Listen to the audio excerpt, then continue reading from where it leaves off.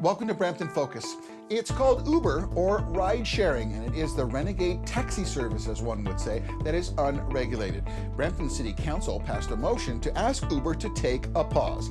My name is Michael Charbon. Next, we meet Mr. Marcel Weeder, who will be from the PL Taxi Alliance. We meet Gurpreet Dhillon, a city councillor from Brampton wards 9 and 10, and Mr. Chris Schafer, who represents Uber, right here, next on Brampton Focus.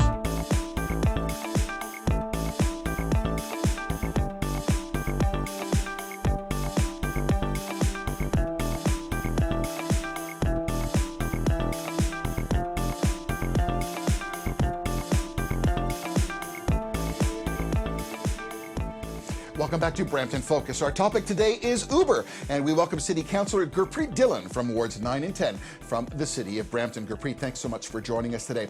Your motion passed in City Council with regards to Uber. What was the purpose of this, and why did you put forth this motion?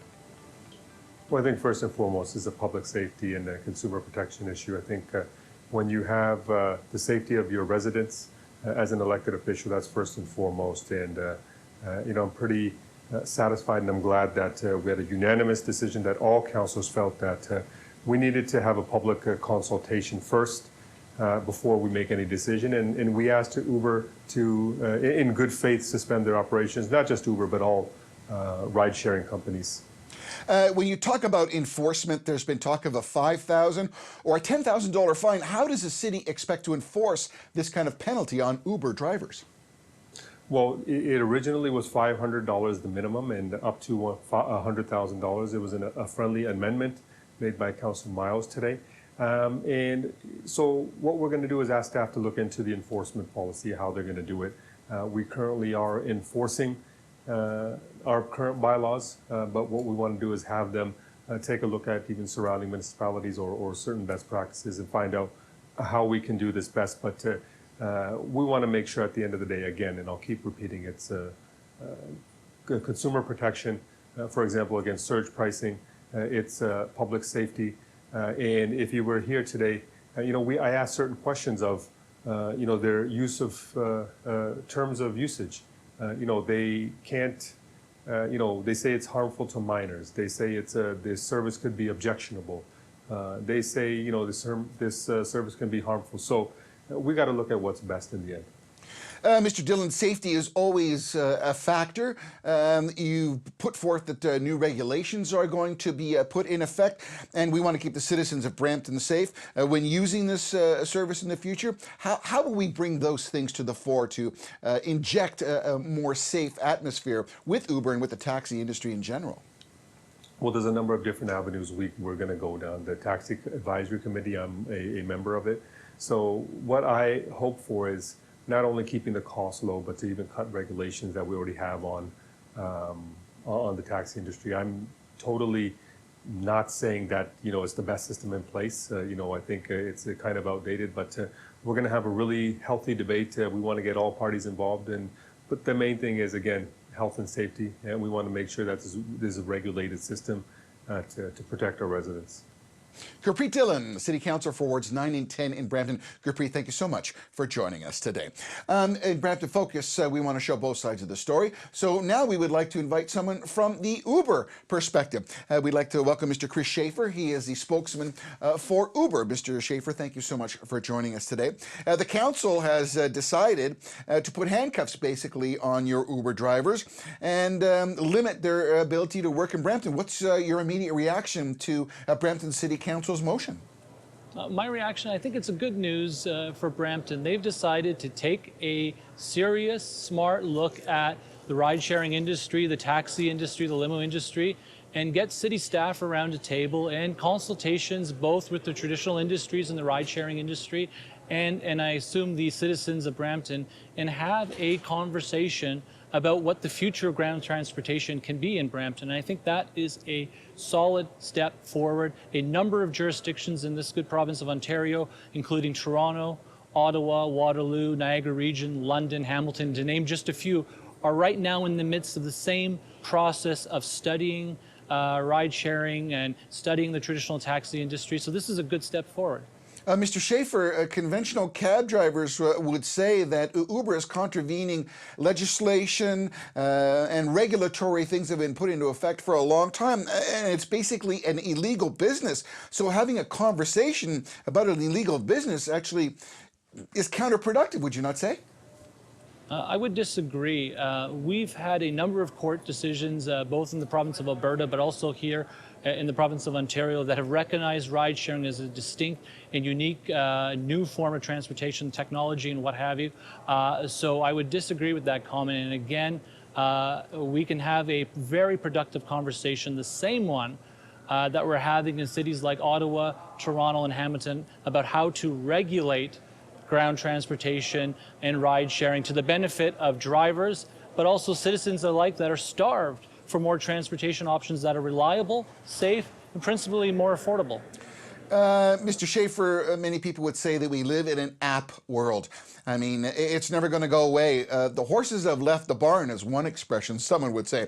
Because regardless of city council, regardless of what anybody says, because it is an apps world, it is going to exist. This is just another form of the taxi industry going through a change. Is that a fair comment? I think what's fair in that statement is that I think you're right. Ride sharing and the sharing economy, it's growing year by year, is here to stay.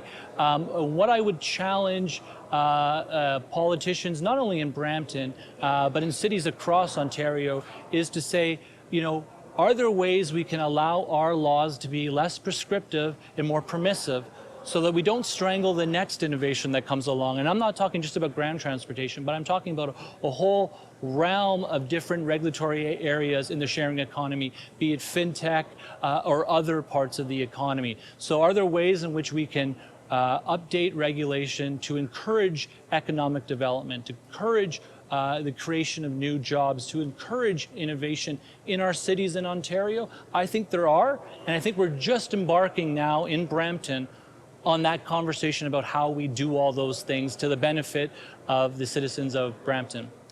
So City Council in Brampton has said that they're going to move towards giving fines of $5,000 or $10,000 against potential Uber drivers who are contravening this decision. Are you going to stand by your drivers? Are you going to go to court to defend them if they get these kind of fines levied against them? Uber stands behind all its driver partners and will continue to do so in cities like Brampton. So are you going to go to court? You're not answering my question. Are you going to go to court to defend them?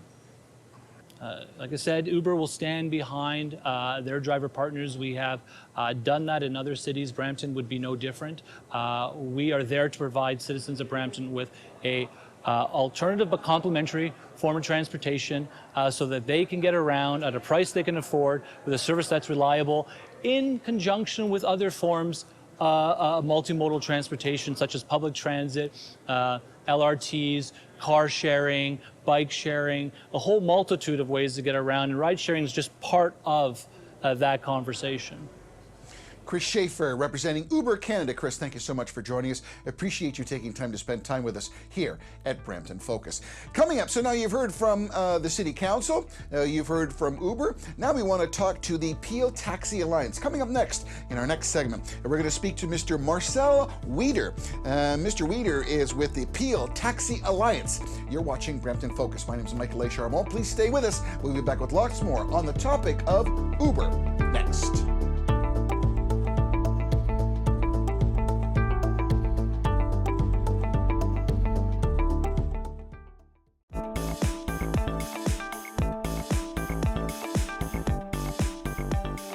And welcome back to Brampton Focus. Our focus today is all about ride sharing or Uber.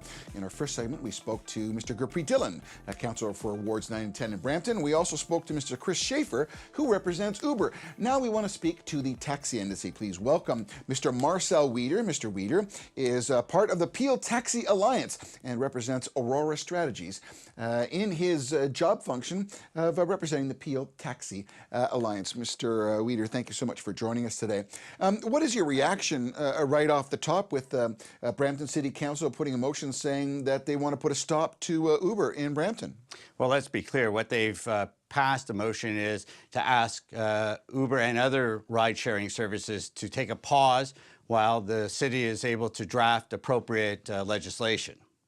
Take a pause is a nebulous term. There's no real teeth in this, other than there was a threat to put up fines starting at $5,000 and could escalate to $100,000. Do you really think that's going to have an effect in stopping some Uber drivers from still working in the Brampton area?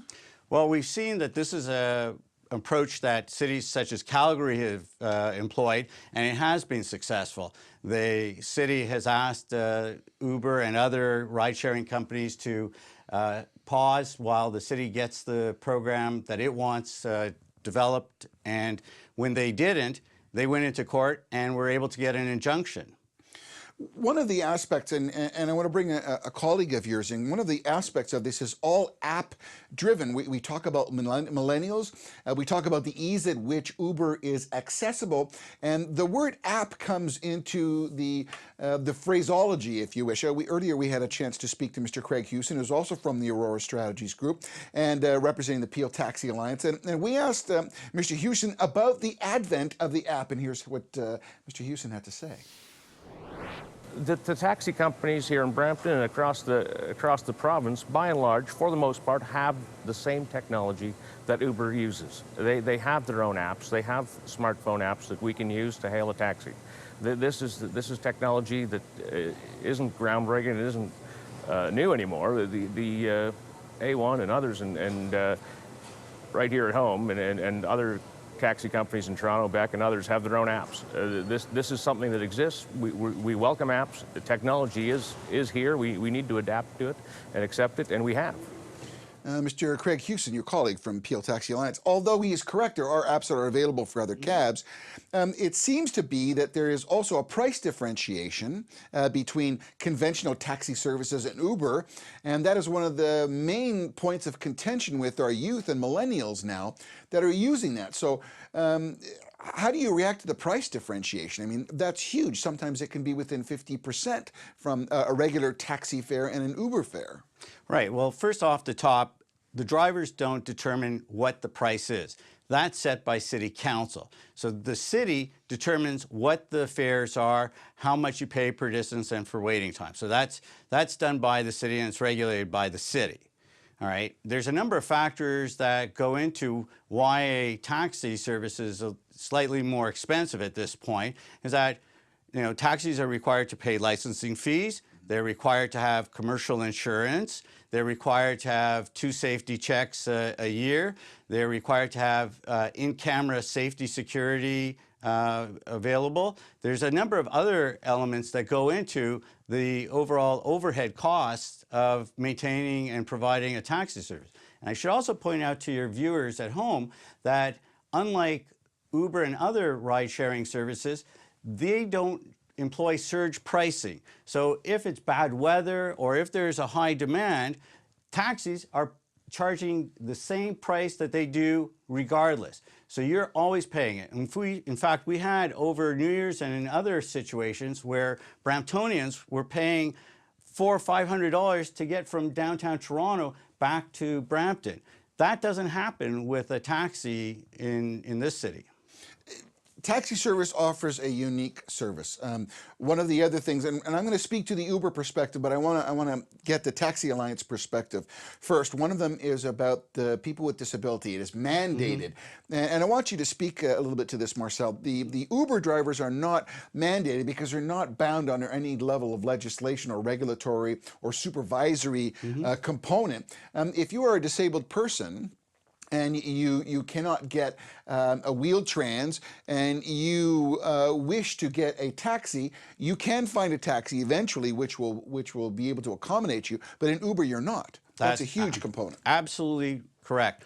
And in Ontario we have an act, the Ontarians with Disabilities Act, that requires that services be made available to people with disabilities, regardless of whether it's accessible buildings, having ramps, or it's having services such as taxis. They're required to provide that. And the City of Brampton has mandated that the city has X number of taxis that are accessible for those people, and they provide that service at the same price that they provide to regular passengers. So it's certainly something that's a cost to the taxi industry that is absorbed as part of the overall.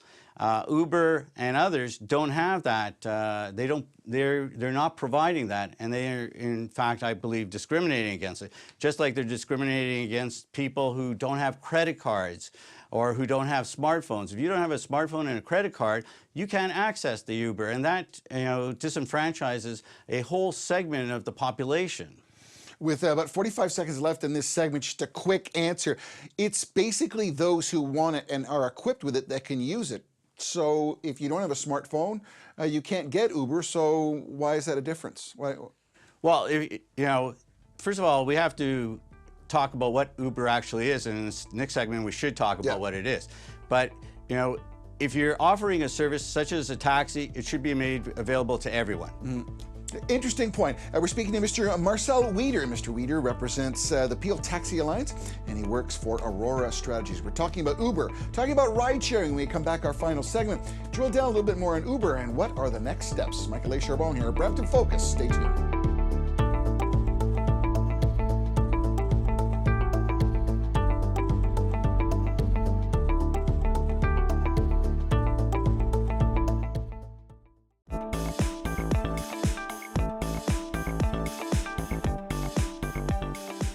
Welcome back to Brampton Focus. My name is Michael A. Charbon. Our topic today in our final segment is all about ride sharing and Uber. And I'm joined by Mr. Marcel Weeder. Mr. Weeder represents the Peel Taxi Alliance for Aurora Strategies. Mr. Weeder, when we left, we were talking about Uber. One of the big things with Uber is if you are technically adept, you have a smartphone, as you say, you have a credit card, the cost savings are huge. And what we attribute those cost savings to is because Uber, for all intents and purposes, is operating illegally because they haven't paid all the regulatory fees. How do we bring the two of them together? Because one would say that the horses have left the barn. Uber is here to stay and not to leave. Well, let's first of all talk about what Uber actually is. Uber is, for all intents and purposes, a taxi service. They try and dress themselves up as a technology company, but in a recent court settlement, Uber was required to say that their fee for safety is not a fee for safety. It's actually now being called a booking fee.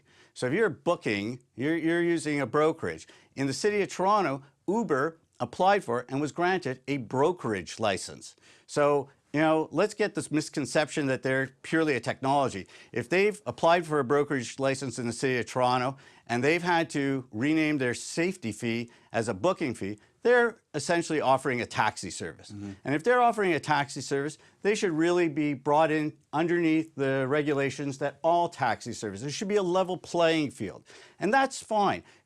We're not saying absolutely no to the technology. What we're saying is that they should follow the same rules that the taxi industry is required to do that. It's like me going out and putting up a building and saying, well, I'll get the permits later.